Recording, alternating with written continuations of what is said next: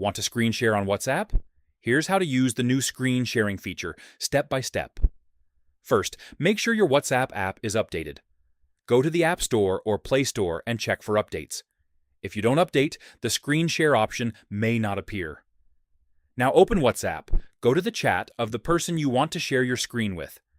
Start a video call. Once the other person answers, look at the bottom of the screen. Tap the three dots, More Options. You'll see an option called Share Screen. Tap on it. A message will appear saying that everything on your screen will be visible. Tap Start Broadcast. Now your entire screen is being shared.